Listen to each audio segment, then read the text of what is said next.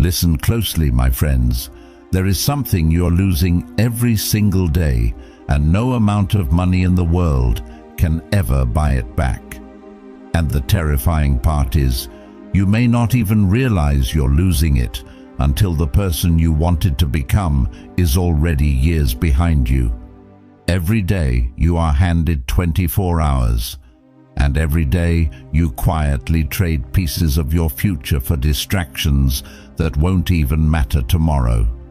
A few minutes of scrolling, a little more procrastination, one more excuse, one more "I'll start tomorrow." It feels harmless until you realize that your future was being built by those tiny decisions all along. And here's the truth most people don't want to hear. You are not always running out of time. Sometimes you are simply giving it away. While you watch someone else's life through a screen, your own life is still waiting for you to live it. While you keep preparing to begin, the clock keeps moving without asking whether you're ready. Seneca understood this centuries ago. He warned that people guard their possessions carefully, yet treat their time as if they have an endless supply. But time is the one possession you can spend only once. You can earn money again. You can rebuild a career. You can recover from failure, but you cannot recover yesterday. So imagine this.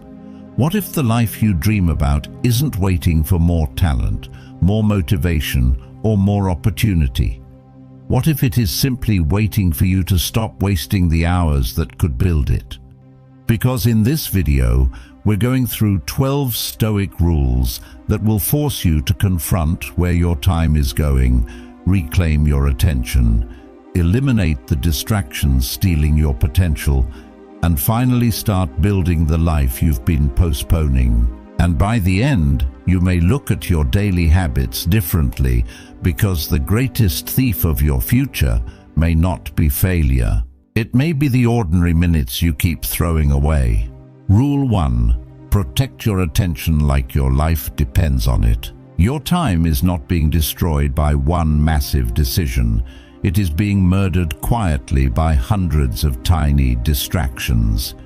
Every notification, pointless argument, endless scroll, and unnecessary check of your phone steals a fragment of your attention, and those fragments eventually become years of your life. The Stoics understood that your attention is a form of freedom. If anyone can pull your mind wherever they want, whenever they want, you are not fully in control of yourself. Marcus Aurelius repeatedly brought himself back to the present task, reminding himself to focus on what was directly in front of him, instead of allowing his mind to scatter across things he could not control. Look at a laser. It becomes powerful because its energy is concentrated. Scattered light illuminates. Concentrated light cuts. Your mind works the same way. When your attention is divided between 10 useless things, you may feel busy, but you are rarely moving forward. When you concentrate that attention on one meaningful objective, even a small amount of time can produce extraordinary results. So stop treating every notification like an emergency. Stop allowing every person's opinion to enter your mind. Stop opening your phone every time your brain becomes uncomfortable. Your attention is the doorway through which your life enters, and whatever you repeatedly allow through that doorway eventually shapes you. Ask yourself today, who is controlling my attention, me or everything around me? Because if you don't decide what deserves your attention, the world will decide for you. And the price won't be just lost focus.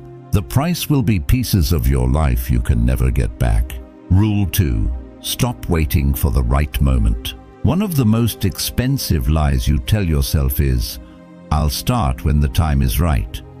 When you have more energy, when your problems are smaller, when you feel motivated, when life finally becomes quiet. But life rarely becomes quiet for the person who is trying to build something meaningful. There will always be another responsibility, another fear, another inconvenience waiting at the door. The Stoics didn't build their philosophy around perfect circumstances. They built it around action, despite imperfect circumstances. Epictetus understood that you don't control the conditions you begin with, you control what you do with them. Waiting for perfect conditions is often just procrastination wearing the mask of preparation. And the longer you wear that mask, the harder it becomes to recognize yourself underneath it. Think about a seed buried beneath cold soil. It doesn't sit there demanding perfect weather before it begins becoming what it was meant to become. It pushes through darkness before it ever sees sunlight. Your first step may feel small, uncertain, even ugly, but movement creates clarity. Action teaches you what thinking alone never can. You don't discover the path and then walk it. Sometimes you walk, stumble, adjust, and the path reveals itself beneath your feet. Look at someone like James Dyson. His journey toward the successful Dyson vacuum involved thousands of prototypes and repeated failures before the final product emerged. The lesson isn't that everyone must copy his exact path. It's that progress rarely arrives looking perfect at the beginning. You refine by doing, you learn by moving, you become capable by confronting the work instead of endlessly preparing for it. So stop asking, "Do I feel ready?" Ask a more powerful question. What can I do with the next hour? Because the person who waits for motivation remains dependent on emotion, while the person who acts from principle becomes increasingly free from it. Your future does not need another promise from you. It needs evidence. Start before you feel ready. Start while you're uncertain. Start while it's imperfect. Because sometimes the moment you've been waiting for isn't coming. You are supposed to create it. Rule 3. Make your day serve your future. Most people don't actually waste their lives in one dramatic moment. They waste them in fragments. 10 minutes here, 30 minutes there, an hour lost to a screen, another hour spent thinking about what they should do instead of doing it. The tragedy is that every individual moment feels too small to matter until those moments quietly become a life. The Stoics understood that your life is nothing more than the accumulation of your present moments. Marcus Aurelius repeatedly brought his attention back to the task in front of him, because he knew that the quality of a life is determined by the quality of the actions happening now. You cannot build a powerful future while constantly abandoning the present. Every ordinary hour is either constructing something or quietly destroying the possibility of it. Imagine a blacksmith standing before a piece of burning iron. He doesn't strike it randomly. Every hammer blow has a purpose. One strike shapes the metal. Another removes what doesn't belong. Another strengthens the form. Your day should work the same way. Every hour should either build your body, sharpen your mind, strengthen your character, deepen a valuable skill, improve your relationships, or move you towards something meaningful. If an hour serves none of these, ask yourself why you are spending it. This is where discipline becomes more powerful than motivation. Motivation asks, "What do I feel like doing today?" Discipline asks, "What does the person I'm becoming require from me today?" That difference can completely change a life. A person who lives by feelings will constantly negotiate with himself. A person who lives by principles doesn't need to debate every morning. Look at Cristiano Ronaldo's career, not because success makes someone perfect, but because his relentless attention to training, recovery, and preparation demonstrates a simple principle. Extraordinary outcomes are usually built through ordinary actions repeated with extraordinary consistency. The future is rarely created in one heroic afternoon. It is created by what you repeatedly refuse to neglect. So tonight, don't simply ask, What did I accomplish today? Ask something more uncomfortable. What did I give my time to, and did it deserve me? Because your calendar is more honest than your intentions. It reveals what you truly prioritize, not what you claim to prioritize. Your future is watching what you do with today. Don't spend today entertaining the life you could have. Spend it building the life you want. Rule 4. Remove what steals your future.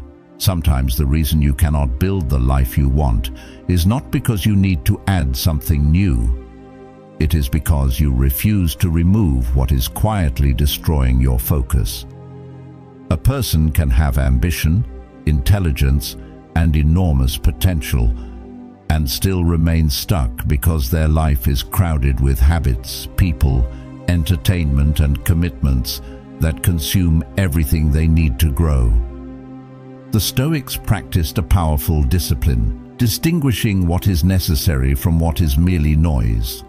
They understood that a mind overloaded with unnecessary desires becomes a mind that is easily controlled. You cannot fill every empty space with something and still expect to have room for purpose. Sometimes progress begins with subtraction, not addition. Think of a sculptor standing before a block of marble. He does not create the statue by adding marble. He creates it by removing everything that doesn't belong. Your potential may already be buried inside you, but every pointless habit, every unnecessary argument, every hour of mindless consumption can become another layer covering it. The question isn't always, what should I start doing? Sometimes the more powerful question is, what must I stop doing? Look at Steve Jobs, who became known for his intense focus and simplicity in decision-making. One of the most valuable lessons from his approach was that saying no is not a weakness. It is a way of protecting what matters. You cannot pursue everything. Every yes costs you something. Every commitment consumes attention. Every distraction competes with the future you say you want. And this is where people deceive themselves. They say, I don't have enough time. But then they spend hours consuming content they don't remember, maintaining conversations they don't value, worrying about opinions that won't matter in 5 years, and repeating habits they already know are keeping them weak. The problem isn't always a lack of time. Sometimes your life is simply full of things that don't deserve to be there. So take an honest inventory of your day. What habit repeatedly steals your mornings? What app repeatedly steals your evenings? What conversation leaves you mentally exhausted? What desire keeps pulling you away from your purpose? And what are you continuing simply because you've become comfortable with it? You don't need to destroy your entire life overnight. Remove one unnecessary thing, then another. Protect the space that appears. Use it to read, train, create, learn, think, build, or simply become more present. A quiet life is not an empty life. Sometimes it is a life finally making room for what matters. Because every time you remove something that weakens you, you create space for something stronger to take its place. Rule 5. Stop feeding your mind what you want to escape. You can waste an enormous amount of time without ever looking lazy. You can be constantly consuming videos, opinions, news, arguments, entertainment, other people's lives, and still feel as though you did nothing. Because consumption can create the illusion of movement while quietly keeping you exactly where you are. Your mind becomes full, but your life remains empty. The Stoics understood that the mind is shaped by what it repeatedly receives. Marcus Aurelius warned himself to be careful about what he allowed into his thoughts, because the quality of his inner world would eventually influence the quality of his actions. What you repeatedly watch, read, listen to, and think about is not disappearing after the moment ends. It is becoming part of you. Imagine pouring clean water into a container every morning, but every night you deliberately pour poison into it. Then you complain that the water never becomes pure. That is what many people do with their minds. They spend an hour reading something meaningful, then spend 4 hours feeding themselves distraction, comparison, outrage, and meaningless entertainment. They wonder why they cannot concentrate, why discipline feels difficult, and why their ambition keeps disappearing. Look at Warren Buffett, who has often emphasized the value of reading and spending time thinking rather than constantly reacting to everything happening around him. The lesson isn't simply read more books. The deeper lesson is protect the quality of your mental input. A powerful mind needs silence, reflection, and deliberate information, not an endless stream of noise demanding immediate reactions. So ask yourself something uncomfortable. What are you consuming every day that is making you weaker, more distracted, more anxious, or less satisfied with your own life? If you spend hours watching people live while neglecting your own life, eventually comparison replaces ambition. If you constantly consume outrage, peace becomes unfamiliar. If you constantly consume entertainment, effort starts feeling painful. You don't have to abandon entertainment or disappear from the world. You need to become selective. Choose what enters your mind with the same care you would choose what enters your body. Replace some consumption with creation. Replace endless scrolling with learning. Replace noise with silence. Replace comparison with execution. Because your attention is not an infinite resource. Every piece of content you consume is competing for a piece of the life you could be building. Rule 6. Stop negotiating with yourself. There is a dangerous moment that happens before almost every wasted hour.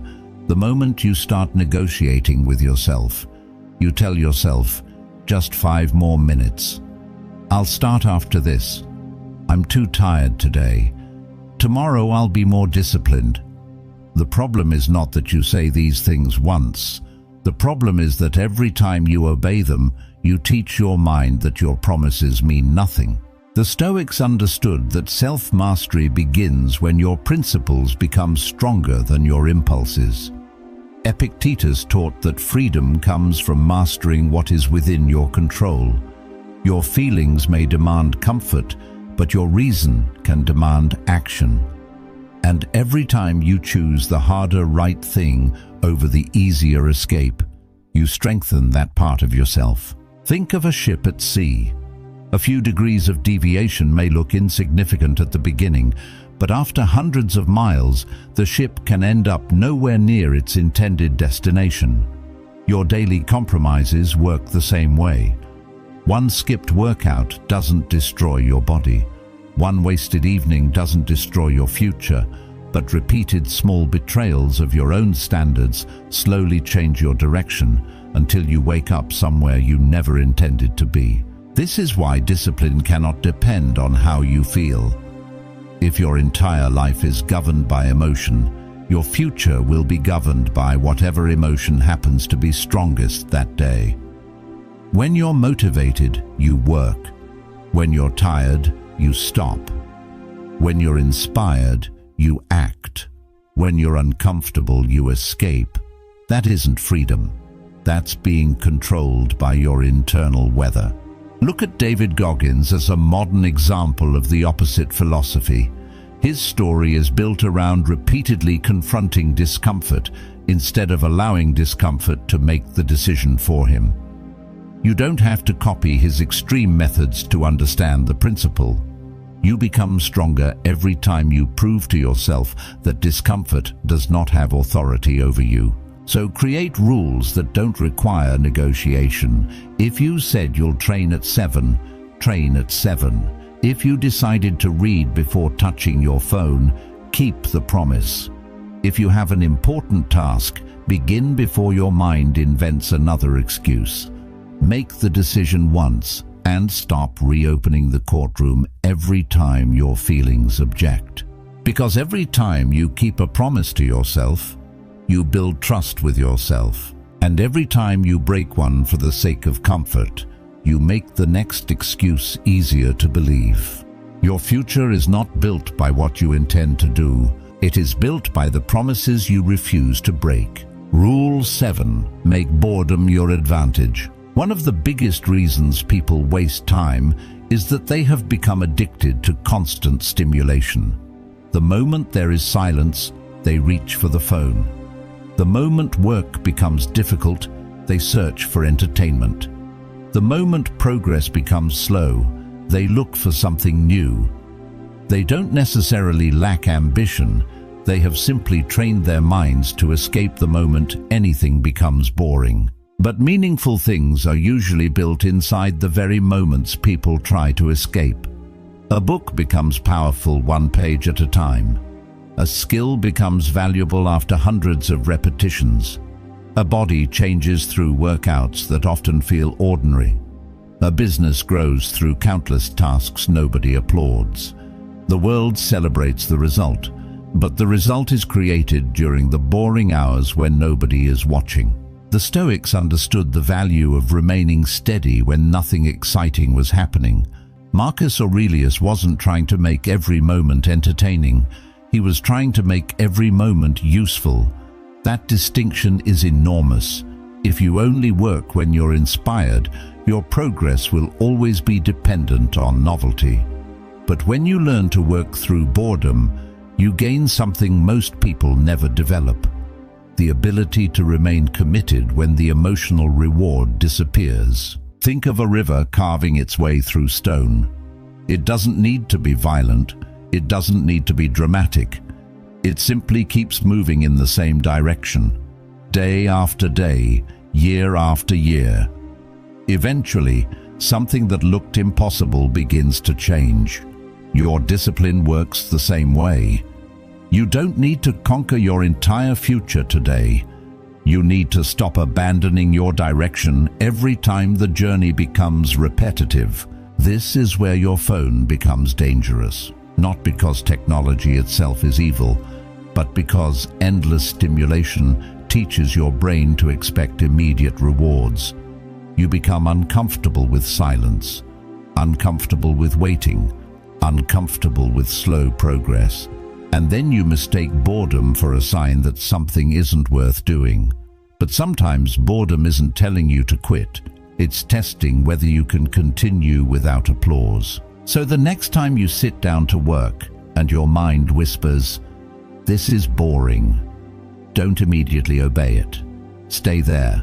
Read another page. Finish another repetition. Write another paragraph. Practice another hour. Let the discomfort exist without allowing it to control your behavior. Because the person who can remain focused when nothing is exciting has an enormous advantage over the person who needs constant stimulation. Master boredom, and you will stop needing distraction to feel alive. Rule 8. Remember that your time has an end. There is a truth most people avoid because it is uncomfortable. You do not have unlimited time. Not someday, not when you're older, not after you've finally achieved everything. Your life is moving toward an ending while you're reading these words, and every minute that passes becomes something you can remember, but never recover. The Stoics did not obsess over death because they hated life. They remembered death because they wanted to live deliberately. Marcus Aurelius repeatedly reminded himself that life is temporary and that awareness was meant to sharpen his priorities. When you truly understand that your time is finite, meaningless distractions begin to lose their power. You stop asking, "Will this entertain me?" and start asking, "Is this worthy of one of the limited hours of my life?" Imagine holding a handful of sand and watching it fall through your fingers. You cannot stop the final grain from falling. You can only decide whether you were awake enough to notice what you were holding. Your days are like those grains. One disappears every time you sleep, scroll, delay, complain, or postpone something that matters. And the terrifying part is that you never know how many grains remain. Think about Steve Jobs, who spoke openly about using the awareness of death as a way to make important decisions. The lesson isn't to live in fear of dying. It is to understand that mortality can become a filter. When you realize your time is limited, you become less willing to spend it trying to impress strangers, winning pointless arguments, or endlessly consuming someone else's life. So tonight, look at your day without excuses. Where did your hours go? Which moments moved you toward the person you want to become? Which moments simply disappeared? Don't judge yourself with shame. Judge your habits with honesty, because awareness without action is just another form of procrastination. Tomorrow, you will receive another 24 hours, but you will never receive today again. And that is why the final Stoic lesson about time is brutally simple. Don't merely count your days, make your days count. Rule 9. Stop living for other people's clocks. One of the quietest ways to waste your life is to spend it living according to someone else's timeline. You see someone succeeding at 25, building a business at 30, becoming wealthy, getting married, traveling, or achieving something you haven't, and suddenly your own life feels late. You stop building and start comparing. You stop moving forward and start staring sideways. The Stoics understood that comparison is a form of mental slavery. You cannot control another person's progress, circumstances, advantages, or timing. Epictetus taught us to focus on what belongs to us and release what does not.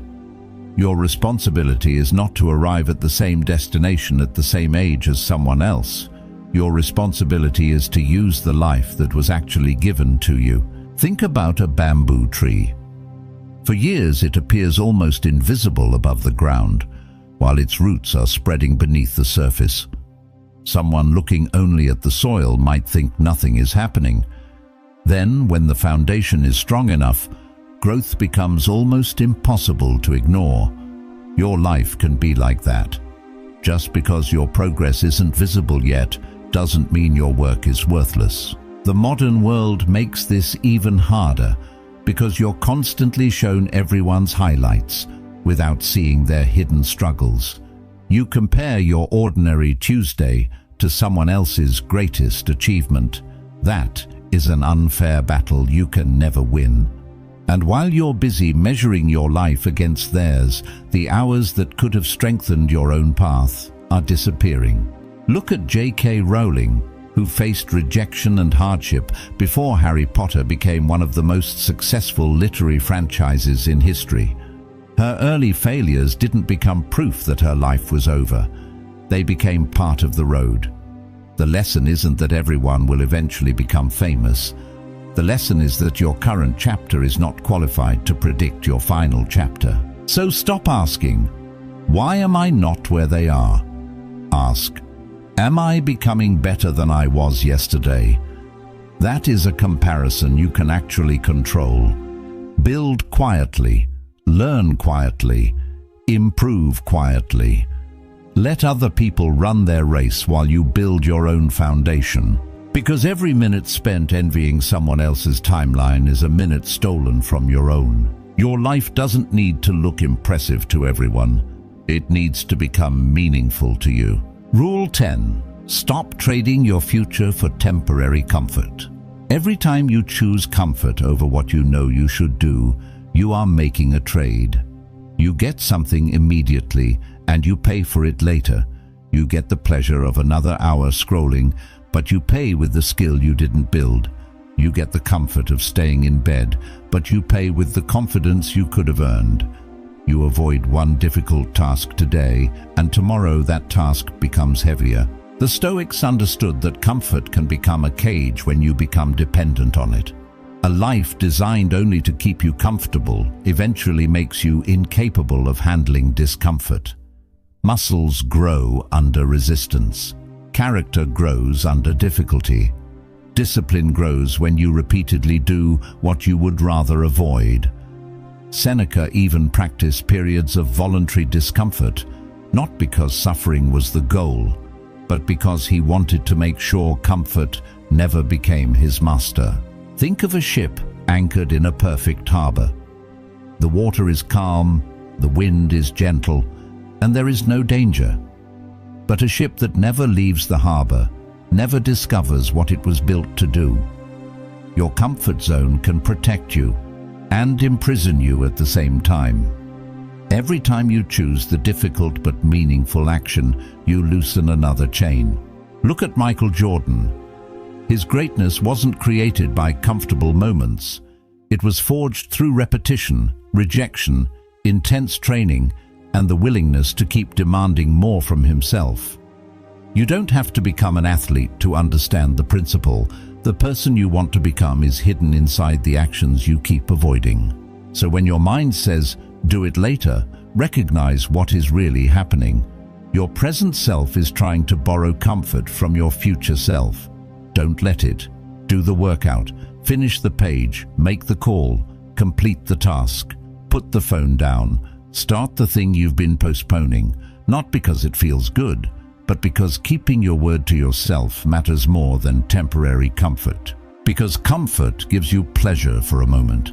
Discipline gives you a life you can respect. Rule 11. Treat every day like it matters. The final way to stop wasting your time is to understand something brutally simple. You don't get to know which ordinary day will become one of the most important days of your life. People keep waiting for a dramatic turning point.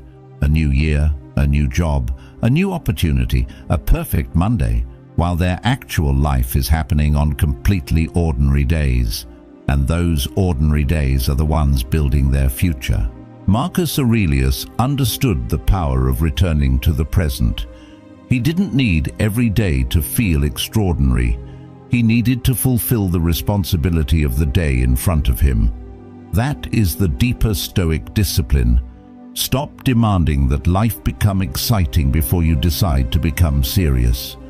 Your future isn't created on some magical day when everything finally aligns.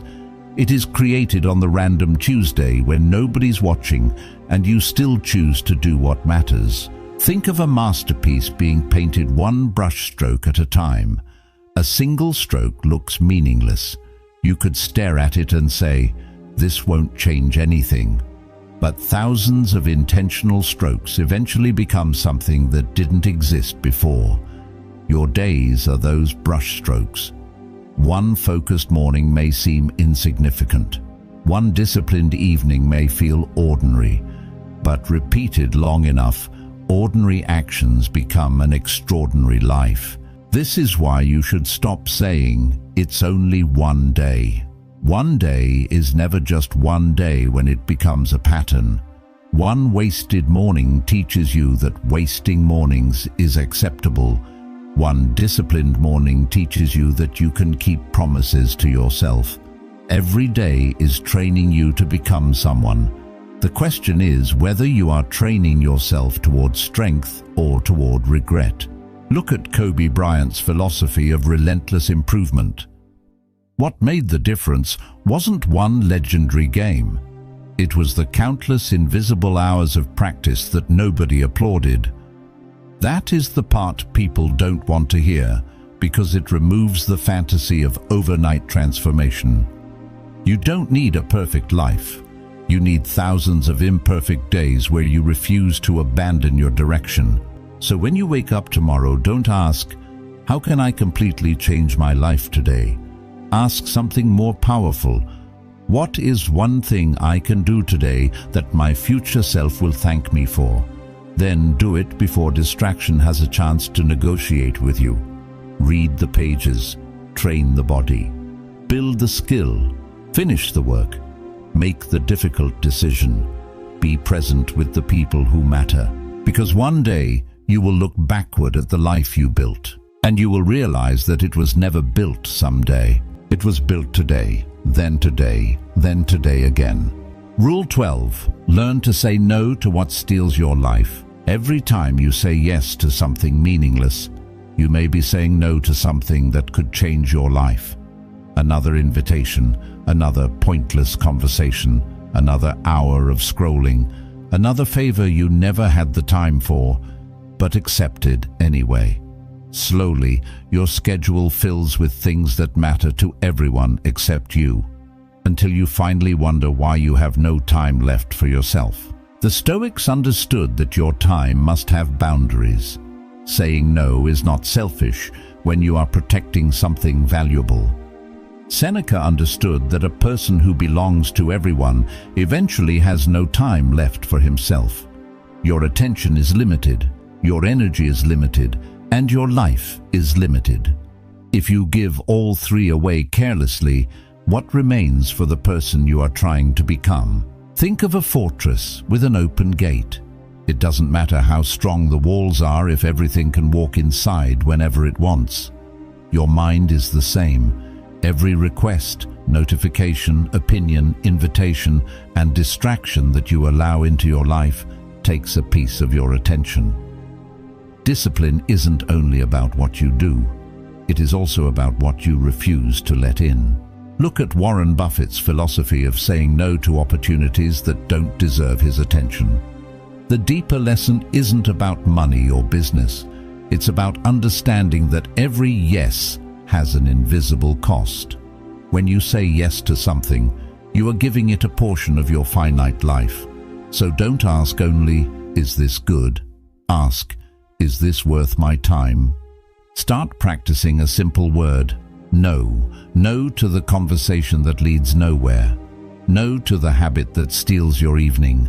No to the notification that doesn't matter. No to the pressure to live according to someone else's expectations. You don't have to explain yourself endlessly. You don't need permission to protect your priorities. Because your life becomes powerful when your yes becomes intentional and your no becomes fearless. Stop giving pieces of your life to things you never wanted in the first place. So now look at these 12 rules for what they really are. Not another list of motivational advice, but a mirror. Your attention, your habits, your comfort, your comparisons, your distractions, your excuses, and even the things you keep saying yes to are quietly deciding what your life will become. The Stoics never promised you unlimited time. They taught you something far more valuable: to use the time you actually have with intention. You cannot control how many years are ahead of you. You cannot reclaim yesterday. You cannot pause the clock. But you can decide what deserves your attention today. Maybe you don't need a completely new life. Maybe you need to stop abandoning the one you already have. Stop giving your best hours to distractions and your leftovers to your dreams. Stop watching other people build while telling yourself you're preparing. Stop waiting for motivation to rescue you, because one day the distractions will become memories. The excuses will stop sounding convincing. The opportunities you kept postponing may no longer be standing in front of you. And you'll have one question left. What did I do with the time I was given? Make sure your future self doesn't have to answer that question with regret. Put the phone down. Focus on yourself. Protect your attention. Say no when you need to. Do the work that matters. Build quietly, consistently, deliberately. Because your life isn't being created someday. It's being created by what you do with this day. And remember this: you don't need more time. You need to waste less of it.